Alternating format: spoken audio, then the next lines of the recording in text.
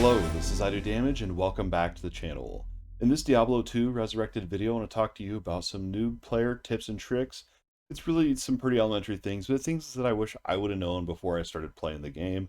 I hope that this video will help someone out there. Now let's go ahead and talk Diablo 2 Resurrected beginner tips and tricks. Diablo 2 Resurrected has gotten a lot of quality of life improvements and just things that have really changed, I guess, since the original and been a little bit more modernized. Very first thing that I want to talk about here is controller. Make sure you try controller at least once. I myself, I found the controller to be really fun, especially since the game is going to be on consoles as well. So if you're a console player, I guess this tip doesn't really apply to you. But over on PC, I played with controller for a while, but once I started playing the Amazon, I really had to go to keyboard and mouse controls so that I could have better control over the field and picking up loot and what to attack and stuff like that.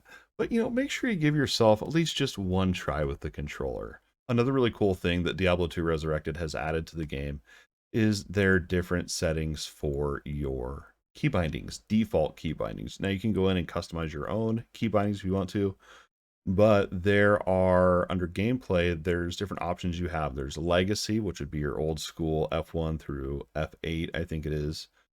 And then there is obviously custom or the resurrected key bindings.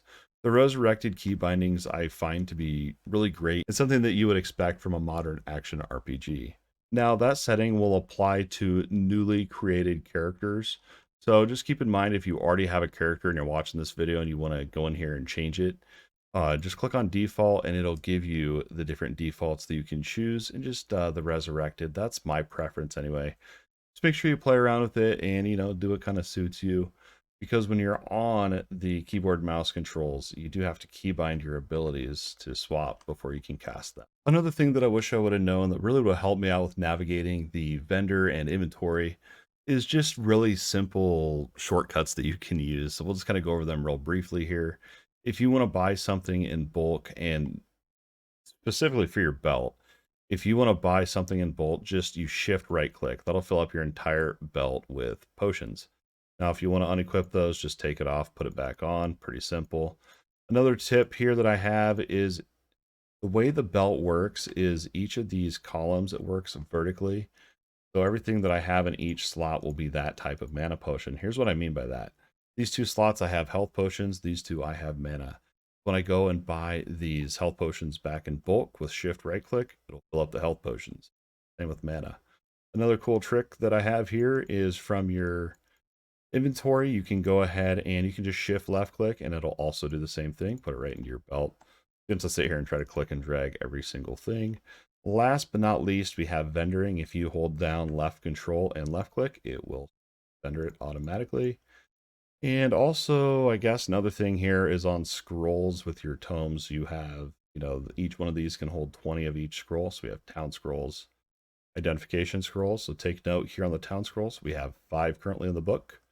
If I shift right click on this scroll, it will fill it up to 20, and same with your identification scrolls as well. Another really awesome thing that once I found this out, my mind was kind of blown, is the gold in your stash. So you have different tabs. Obviously, you have your personal stash and you have your shared stash. Shared is obviously shared with your non-ladder characters. Personal is your personal stash. This gold right here, I can actually spend without having to have it on my character. So I can literally go here. I don't have any gold on my character, but I have some from my stash, right? Check it out. I can buy it without having to have it on my character. That's super awesome, especially because in PvP, you drop your gold when you die when someone kills you. That brings me to my next point of PvP, and really all I want to mention here is when you die, you don't lose your gear. You just lose your gold that's on your character, and they can also take your ear that you drop when you die. So you can't lose any actual gear. You just got to go back to your body and get it back.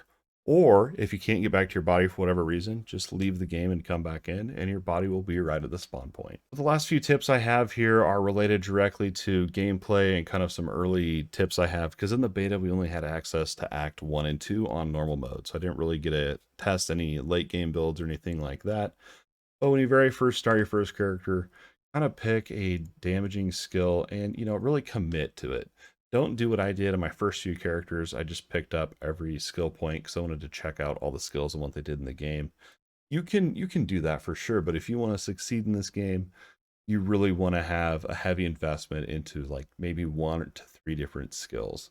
That's been my experience so far anyway. I can't wait till the game comes out to really experiment more with builds. Once you've unlocked mercenaries at the very first act, you can talk to Keisha and you can hire any of these mercenaries. One thing to point out here is once you get to Act 2, the mercenaries are significantly stronger because they have different auras and abilities. They have a defense aura, a healing aura, and I believe an attack power aura as well. So just kind of keep that in mind. Once you get to Act 2, make sure you pick one of these up.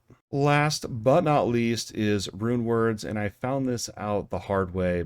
Once you've got some runes and you're going to make your first rune word, you can look up online and see what rune words there are. But make sure you put the runes in order. It's not just the combination, it's the order that you put the runes into your gear. For example, this is a Nef tier rune, I believe. Hopefully I don't botch it here. We're going to do Nef and tier, which is then going to make us this Nadir helmet. And that's how you do a rune word. Now, if I would have put tier and then Nef, it would have just pretty much ruined the item and wasted those runes, which happened to me at least once while the beta happened. Make sure you put the runes in order. I think that's a pretty basic thing, but yeah, it's something I didn't know when I first started. That's really going to wrap it up for my Diablo 2 Resurrected beginner tips and tricks. Those are a lot of things, really, I wish I just would have known. And the funny thing is, people told me all this. I just didn't remember. I really learned the hard way by making mistakes and figuring things out. So I hope this video helped you out with your journey in Diablo 2 Resurrected that comes out on September 23rd. I'm really looking forward to their launch, and I hope you are too. If you enjoyed this video and the content on the channel, don't forget to like and subscribe. It's free. Make sure you click on that ring, the bell notification, and make sure you have notifications set to all. That way you can get notified whenever I go live or post a new video here on the YouTube channel. Thank you so much for watching this video. I hope you enjoyed it. Don't forget, your view means the absolute world. As always, thanks for watching, and we'll see you next time.